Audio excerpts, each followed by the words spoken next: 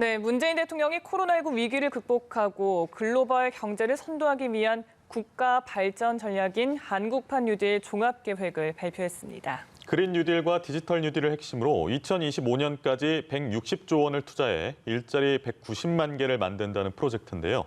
김용범 기획재정부 1차관과 보다 자세한 이야기 나눠보겠습니다. 안녕하세요, 차관님. 네, 어서 오세요. 안녕하십니까. 네. 자, 어제 한국판 뉴딜 계획이 공개가 됐습니다. 저희가 이제 한국판 뉴딜이라는 말은 조금 익숙한데 구체적으로 세부 내용이 어떤지는 좀 잘 알려지지 않은 것 같아요. 저희가 어떤 사업이라고 이해를 하면 되겠습니까? 한국판 뉴딜은 이 전대미문의 충격이라고 할 수 있는 이 코로나 팬데믹 상황에서 어떻게 이 위기를 극복하고 앞으로 이 모든 게 변할 텐데 어떻게 이 국가가 대응해 나가야 될 것이냐라는 것에 대해서 전 세계가 사실 고민을 하고 있는데 네. 첫 번째로 우리나라가 세계적으로 세계에서 제일 먼저 내놓은 거고요. 이 세 가지 비전이 있습니다. 먼저 디지털화가 급격하게 전환되고 있기 때문에 추격형 경제에서 우리가 디지털이나 이런 부분은 선도형 경제로 갈 수 있다. 디지털은 우리나라가 강점이 있는 경제고요. 두 번째는 이제 그 기후 변화나 이런 데에 대한 인식이 높아져서 네. 이제 환경 문제 이런 문제에 대한 인식이 높아질 텐데 그리고 세계적으로 규제나 이런 것들도 더 강화될 텐데 거기서 우리가 탄소를 많이 쓰는 그런 경제에서 저탄소 경제로 대전환을 해야 되겠다. 빨리 이 국제 룰도 바뀌고 그럴 거니까. 그다음에 세 번째는 이렇게 큰 변화가 있을 때 일자리 잃으신 분도 있고 변화를 또 따라가지 못하는 분도 있기 때문에 사회 고용 안전망을 튼튼하게 하고 직업훈련이나 미래 전환 훈련을 강화시키는 안전망을 강화하고 사람 투자에 강화하는 그런 세계 비전을 가지고 있습니다. 네, 세계 비전 말씀해 주셨고 먼저 디지털과 그린 뉴딜 분야에서 한국판 뉴딜의 뭐랄까요 간판 사업이 될 데이터댐, 스마트 치료 인프라 비롯해서 10대 사업이 소개가 됐는데 그렇습니다. 이게 선정 기준이 어떻게 됩니까? 이 28개 이제 디지털 그다음에 그린 그다음에 이제 사회 안전망 측면에서 프로젝트로는 28개 프로젝트가 있는데 네. 그 하나하나가 중요하겠습니다만은 국민 체감도가 높고 그다음에 규모가 훨씬 더 크고 그다음에 지역 균형 발전이나 이런 데더 효과가 큰 사업을 10개를 더 골랐습니다. 네. 대표 과제로요. 아까 말씀하신 대로 데이터댐 학교를 전체적으로 그린 스마트 스쿨로 이렇게 전환하는 그런 프로젝트. 네. 그다음 그린 모빌리티, 그다음에 디지털 트윈이라고 그래서 이런 큰 사회 간접자본이나 상하수도 이런 것들을 이 디지털로 모형을 만들어서 그 실제 상황을 보고 이제 위험도도 측정할 수 있고 사실 땅에 있는 상하수도 같은 걸 저희가 다 이렇게 전부 헤집어서 어떻게 고칠 수가 없잖아요. 네. 그거를 트윈이라고 그래서 디지털 환경에서 구현을 시켜놓고 그 땅 밑에서 어떤 일이 일어나고 있는 것도 알 수 있고 대신 또 시뮬레이션 같은 것도 할 수 있고 그런 우리나라의 기간이 되는 SOC나 그런 것들 전부 다 중요한 것일수록 디지털 쪽으로 이렇게 모델을 만들어 가지고 기본적으로 그거를 디지털로 하고 안전도도 도모할 수 있고 여러 가지 실험도 할 수 있는 그런 디지털 트윈 사업도 있고 한 10개 정도의 시그니처 사업을 저희가 선정을 했습니다. 알겠습니다. 네, 말씀해 주신 것처럼 완전히 새로운 사업들도 보이는 것 같고 또 친환경 모빌리티처럼 기존에 저희가 좀 알고 있던 그런 있습니다. 사업들도 있는 것 맞습니다. 같아요. 그러면 기존에 한국판 뉴딜이라는 게 기존 사업과 좀 어떻게 다르다고 볼 수 있습니까? 네, 가장 큰 차이는 기존의 미래차 사업이나 이런 이제 그 사업들이 있는데 이번에 그린 뉴딜은 비전이 있습니다. 저탄소 경제로 전환을 한다. 그리고 더 담대한 비전은 저희가 해당 연도를 특정하지는 않았지만 넷제로라고 그래서 순 탄소 배출을 제로로 만드는 상당히 먼 미래이겠지만 비전으로서는 넷제로 사회를 구현하는 건 처음으로 이제 우리나라에서 밝히는 거고 그래서 과거에 있던 사업들도 저희가 시기를 좀 단축하고 규모를 더 늘리고 근데 그것도 있지만은 그리고 과거에는 발표했지만 구체적 예산이나 이런 계획이 조금 좀 미진했는데 그걸 전부 다 저희가 25년까지 예산을 다 확정을 했고요.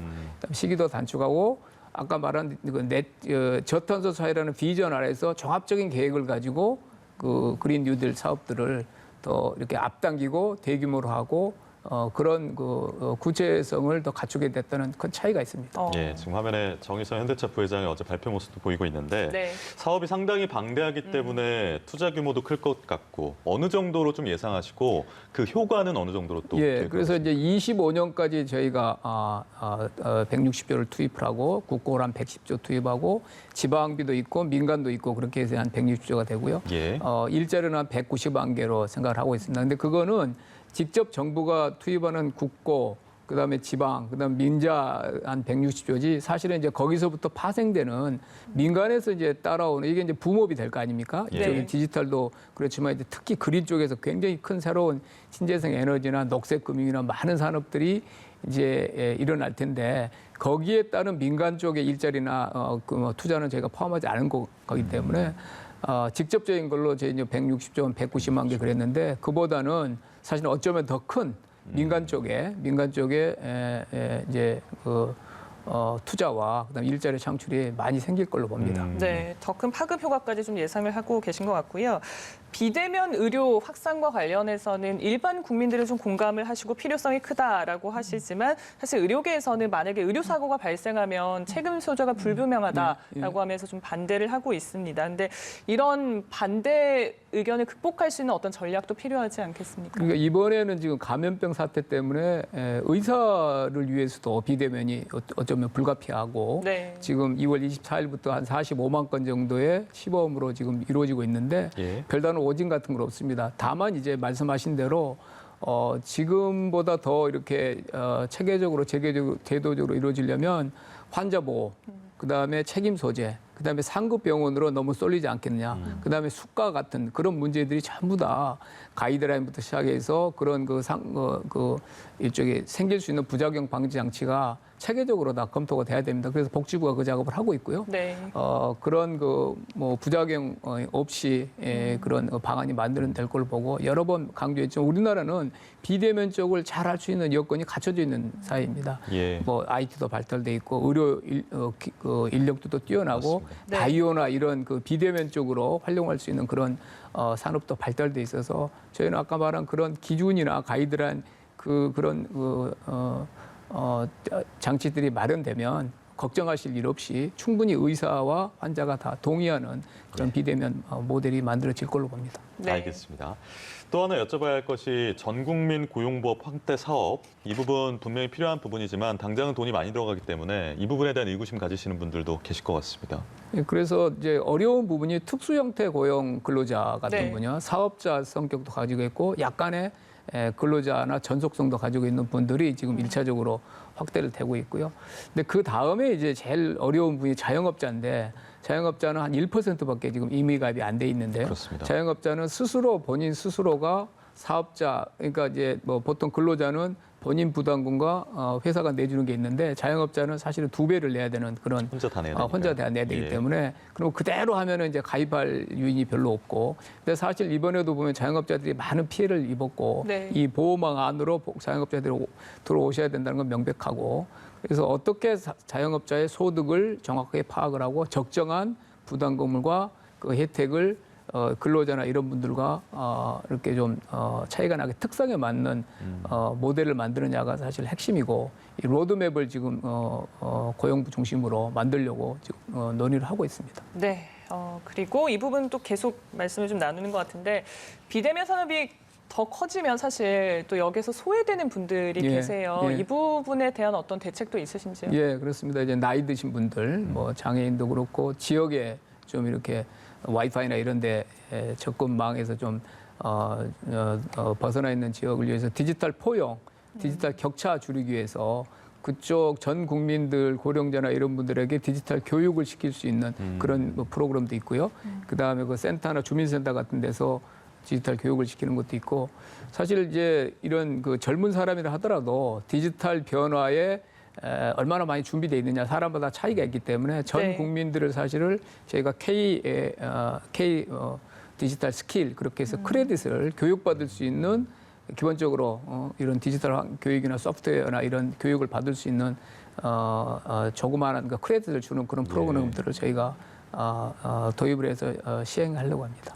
네, 중요한 부분도 챙겨주시고 계시고 그린 뉴딜에 대한 또 궁금증이 있는데 이게 환경을 강조하고 하다 보니까 결국에는 환경 규제 아니냐 이런 목소리도 일부 나와서요. 지금 질문 드리겠습니다. 규제가 강화되는 측면도 있을 것입니다. 예. 환경 규제 그다음에 건물 같은 경우에도 이제 고효율 건물로 이제 지어되기 때문에 분명히 말씀하신 대로 규제가 강화되는 부분도 있는데 이번에 그린 뉴딜에서는 상당히 많은 대규모 재정 투자가 일어납니다. 우리 건물이나 학교 건물 그다음에 산단 그다음에 도로 이런 쪽을 디지털 전환하는 기본적으로 재정 투자가 많이 됩니다. 예. 기본이 이루는 것들을 소위 녹색 전환할 수 있는 대형 투자가 있는 거고요.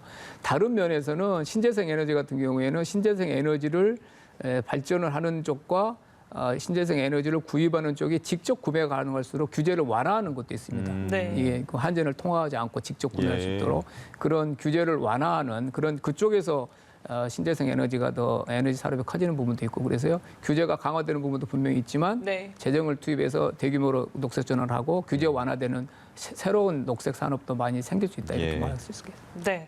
이번에 정말 대규모 프로젝트가 공개가 되면서 기대도 우려도 많이 나오는 것 같습니다. 혹시 뭐 시청자 여러분께 못하신 말씀이 있으시다면 당부한 말씀 해주시면 좋을 것 같아요. 그러니까 말씀드린 대로 전 세계가 그 코로나 때문에 휘청거릴 때 한국은 그래도 담대하게 한국의 판을 바꾸겠다 그래서 이름도 한국판 뉴딜인데요. 많이 기대해 주시고 많은 또 사업 기회도 생기고 일자리도 생길 테니까 그게 좀 많이 기대하시고 참여해 주시면 좋겠습니다. 네, 알겠습니다. 김용범 기획재정부 1차관 모시고 한국판 뉴딜에 대한 여러 가지 사항들을 여쭙습니다. 고맙습니다. 고맙습니다. 네,